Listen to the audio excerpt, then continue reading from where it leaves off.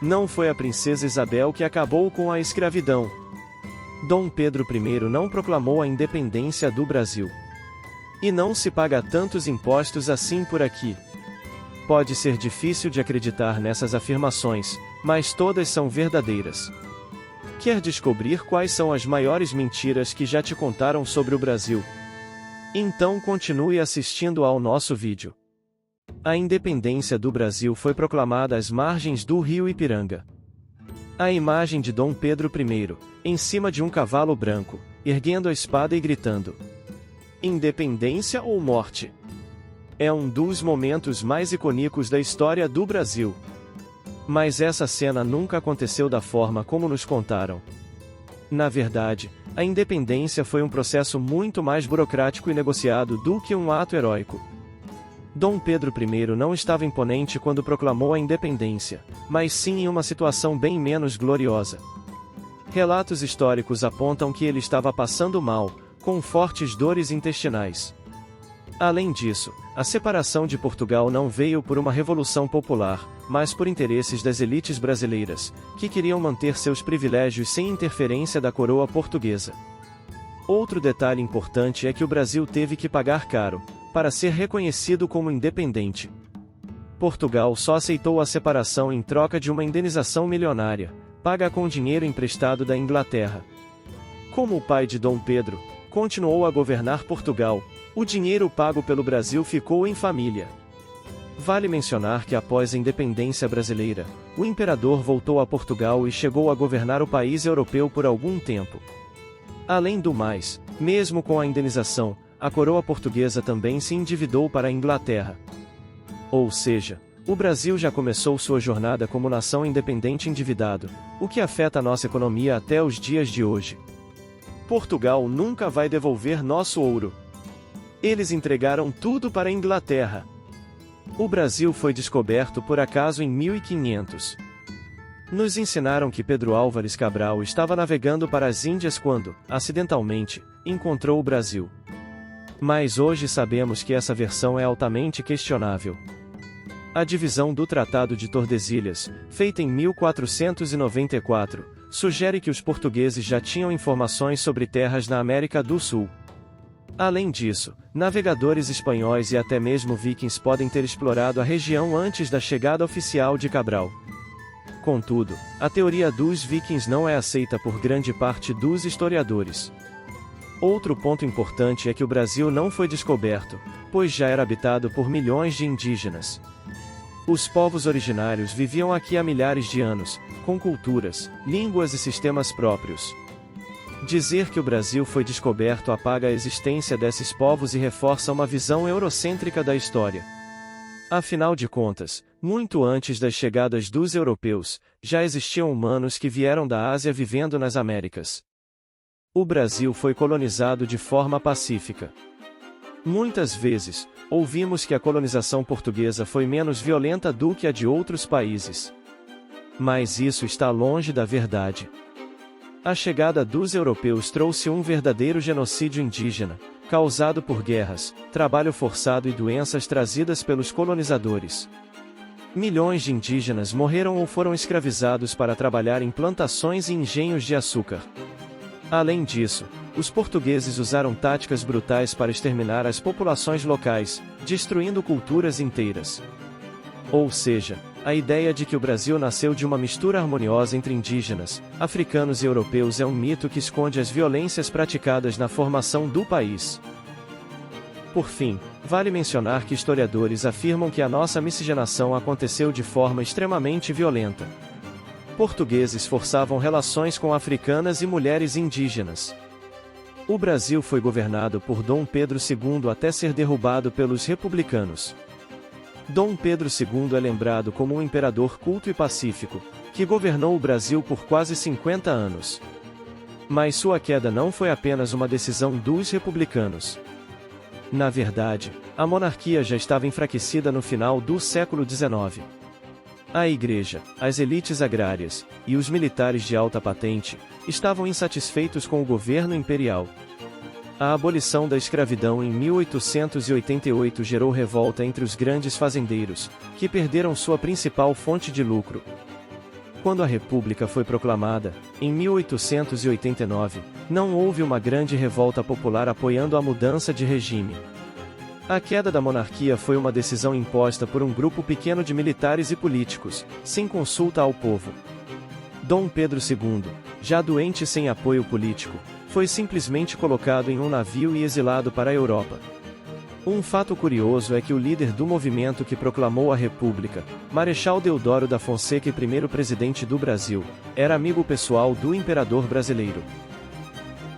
Alguns historiadores defendem que a proclamação da República foi o primeiro golpe de Estado promovido pelos militares no Brasil, muito antes de 1964.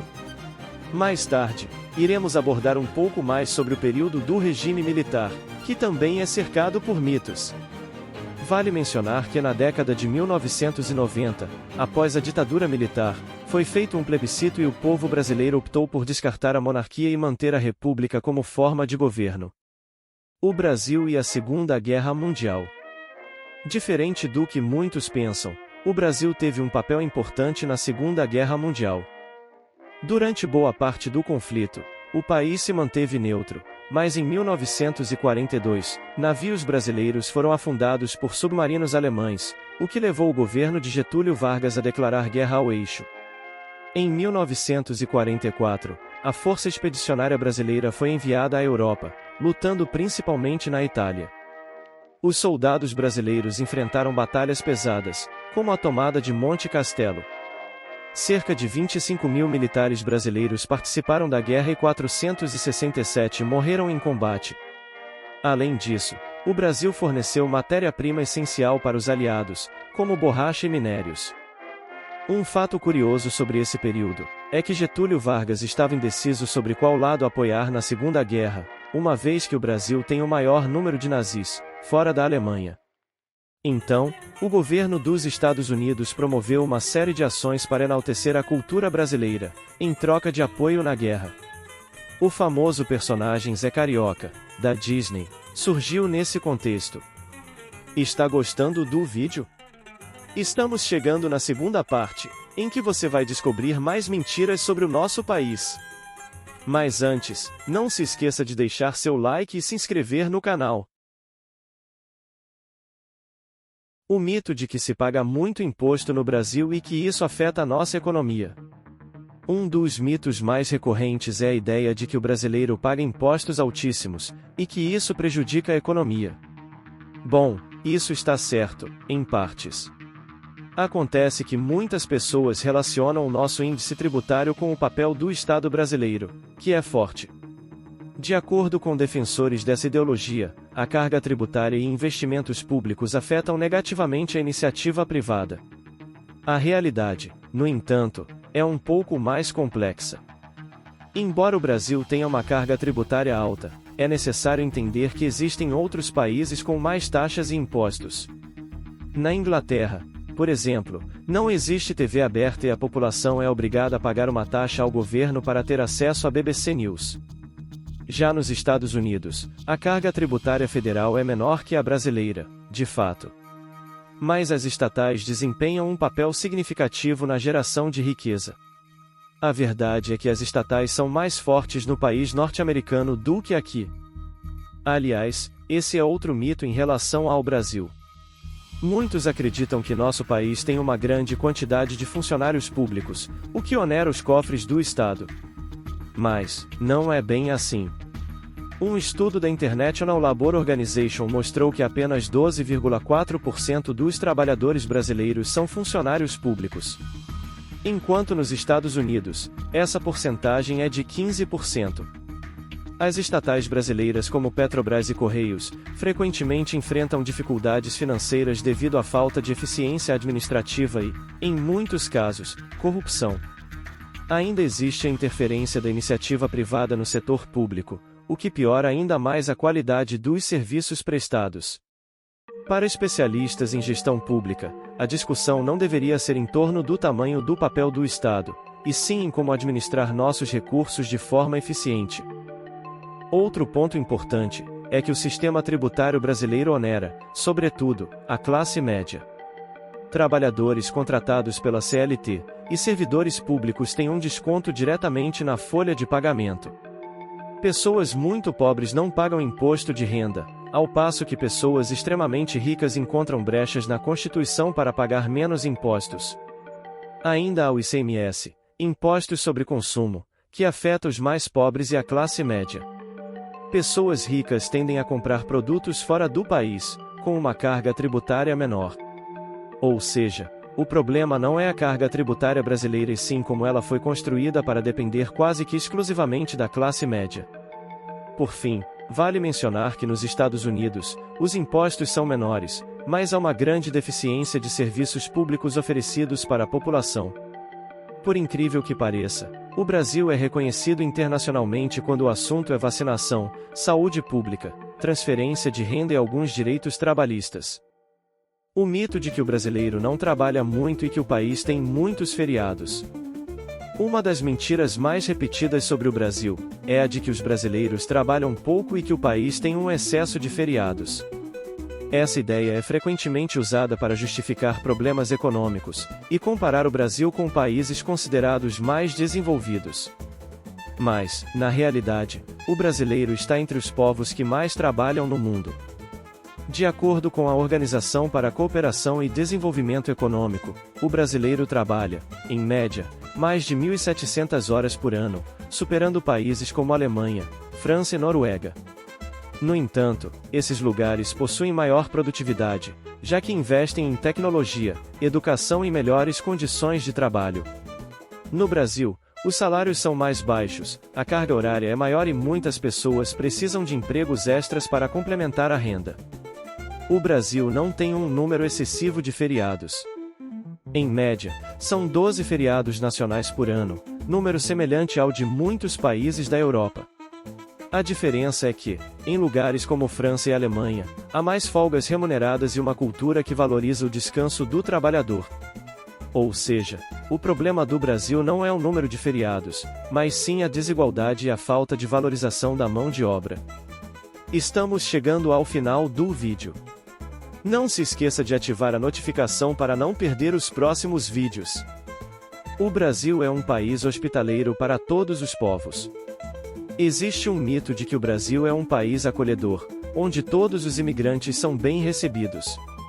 Mas a realidade é que muitos estrangeiros enfrentam preconceito, especialmente aqueles vindos de países da América Latina e África. Embora brasileiros gostem de se orgulhar da miscigenação e da diversidade cultural, a verdade é que nem todos os imigrantes são tratados da mesma forma.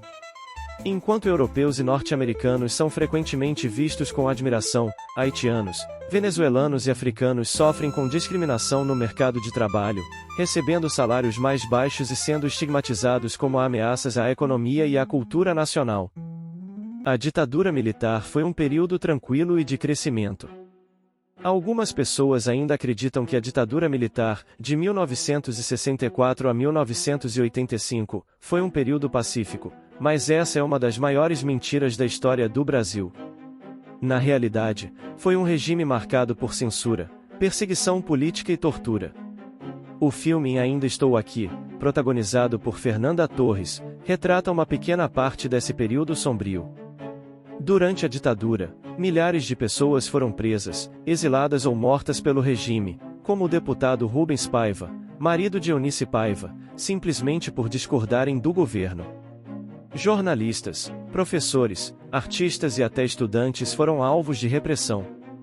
A censura impedia qualquer tipo de crítica, e quem tentava se opor ao sistema corria o risco de ser sequestrado e torturado pelos órgãos de repressão. Muitos acreditam que não houve corrupção durante o período da ditadura, mas não é verdade. O que acontecia é que o governo escondia os casos e não era transparente com a população. Outro grande mito é o do milagre econômico. O Brasil cresceu rapidamente em alguns momentos da ditadura, mas isso foi feito com base em empréstimos internacionais e aumento da desigualdade. No final do regime, o país estava afundado em dívidas, com uma inflação descontrolada e uma população mais empobrecida. Ou seja, a ideia de que o período militar trouxe apenas progresso é uma distorção da realidade. E finalmente, chegamos ao último, e talvez, tópico mais polêmico. Antes de continuar, comente aqui embaixo sobre alguma mentira que já te contaram e você acreditou. A abolição da escravidão foi um ato de bondade da princesa Isabel. A Lei Áurea, assinada em 1888, marcou oficialmente o fim da escravidão no Brasil, mas não foi um gesto de bondade da princesa Isabel, como muitos acreditam. A abolição aconteceu por uma combinação de pressões externas e revoltas internas, e não simplesmente porque a monarquia queria libertar os escravizados.